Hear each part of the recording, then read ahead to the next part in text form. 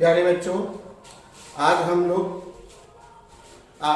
वर्ग 5 के हिंदी विषय के हिंदी पाठ्य पुस्तक हिंदी सौम्या के पाठ संख्या 2 जिसका शीर्षक नाम है कालिदास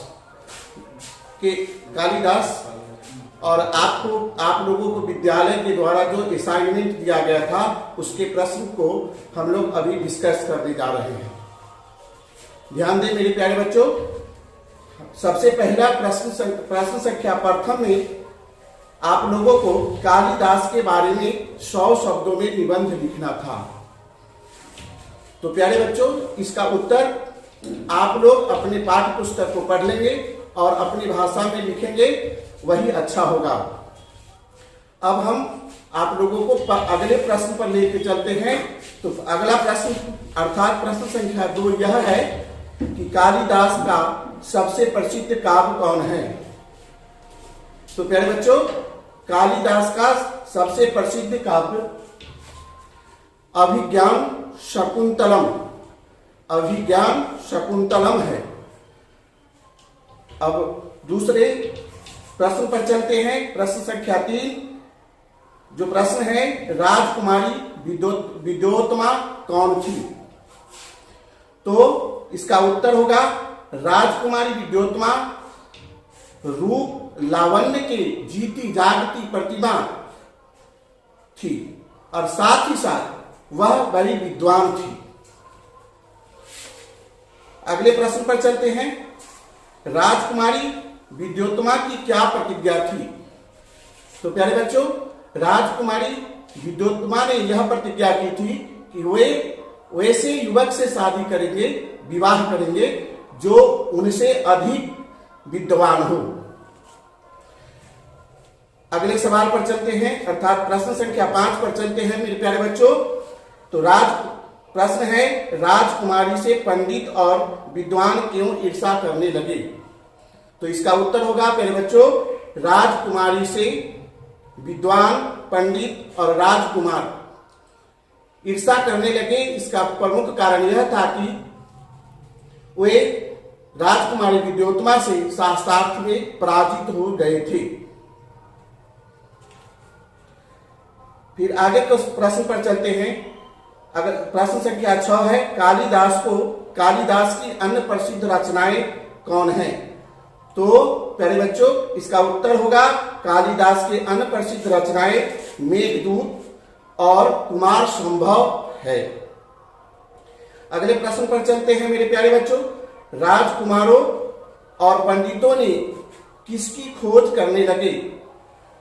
तो प्यारे बच्चों, राजकुमार और पंडित मूर्ख की खोज करने लगे।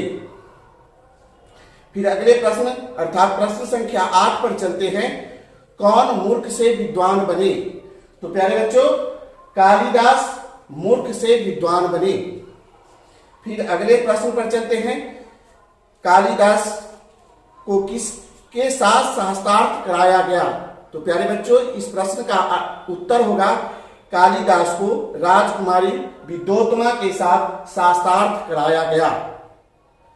फिर अब अगले प्रश्न अर्थात प्रश्न संख्या 10 पर चलते हैं, जिसका प्रश्न है, कालिदास को कहां ले गए। तो प्यारे बच्चों, इसका उत्तर होगा कालिदास को राजकुमारी के राजमहल ले गए।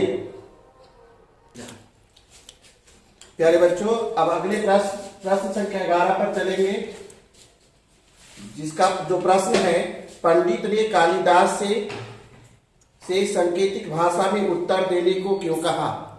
तो प्यारे बच्चों, इसका उत्तर होगा पंडित ने कालिदास से सांकेतिक भाषा में उत्तर देने को इसलिए कहा क्योंकि कालिदास मूर्ख थे। अब 12वें सवाल पर चलते हैं प्यारे बच्चों। राजकुमारी का विवाह किसके साथ हुआ। तो प्यारे बच्चों, इसका उत्तर होगा राजकुमारी का विवाह कालिदास के साथ हुआ। फिर प्रश्न संख्या 13 पर चलते हैं प्यारे बच्चों। राजकुमारी ने कालिदास को महल से क्यों निकाल दिया। तो इस प्रश्न का उत्तर होगा प्यारे बच्चों कि राजकुमारी ने कालिदास को महल से इसलिए निकाल दिया क्योंकि वह जान गई थी कि उनके पति मूर्ख हैं। अगले सवाल प्रश्न संख्या 14 पर चलेंगे, जिसमें सवाल है राजकुमारी को किसकी मूर्खता पर क्रोध आई। तो इसका उत्तर होगा प्यारे बच्चों कालिदास, राजकुमारी को कालिदास की मूर्खता पर क्रोध आया। प्रश्न संख्या 15 को देखेंगे, कालिदास से राजकुमारी की शास्त्रार्थ किस भाषा में हुआ। तो प्यारे बच्चों इसका अर्थ होगा, उत्तर होगा कालिदास से राजकुमारी विद्योत्तमा से शास्त्रार्थ सांकेतिक भाषा में हुआ, या कालिदास से राजकुमारी विद्योत्तमा ने शास्त्रार्थ सांकेतिक भाषा में की। प्रश्न संख्या 16 पर चलेंगे प्यारे बच्चों, शास्त्रार्थ शब्द का अर्थ क्या होता है। तो प्यारे बच्चों ध्यान दें, इसका उत्तर होगा शास्त्रार्थ शब्द का अर्थ होता है वाद विवाद या प्रतियोगिता होता है। अब प्यारे बच्चों अगला प्रश्न जो आपका है प्रश्न संख्या 17, वह खाली स्थान भरने वाला है, यानी रिक्त स्थानों की पूर्ति करे। तो प्रश्न संख्या 1 में 1 का उत्तर होगा कथा, और प्रश्न संख्या 2 का उत्तर होगा टीक, प्रश्न संख्या 3 का उत्तर होगा बोलना, और प्रश्न संख्या 4 का उत्तर होगा पंडित, और प्रश्न संख्या 5 का उत्तर होगा मान।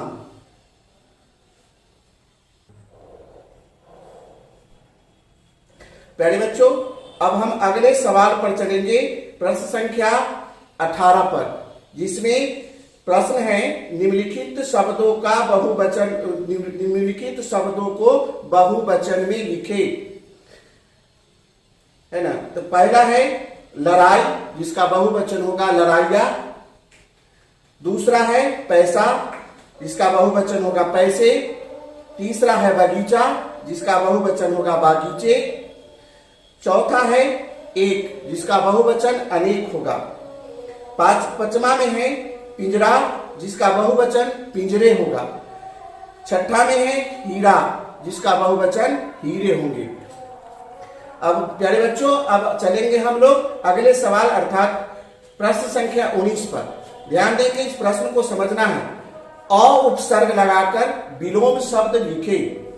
तो ध्यान देंगे इसमें अ एक उपसर्ग है और इसी को शब्द के साथ जोड़कर उस शब्द का विलोम बनाना है। तो ध्यान दें पहला है निश्चय, जिसका अनिश्चय होता है। दूसरा में है स्वीकार, जिसका अस्वीकार होता है। तीसरा है ज्ञात, जिसका अज्ञात होता है। चौथा है योग्य, जिसका अयोग्य होता है। पांचवा है प्रसन्न, जिसका अप्रसन्न होता है। छठा है संतुष्ट, जिसका असंतुष्ट होता है। सातवां है संभव, उसका असंभव होगा। प्यारे बच्चों और एक शब्द है जो कहने में छूट गया था, पहले नंबर पर है प्रचलित, जिसका होगा अप्रचलित। प्यारे बच्चों आप लोग इसे ध्यान से याद करेंगे, लिखेंगे भी और इसे पढ़ेंगे भी। धन्यवाद।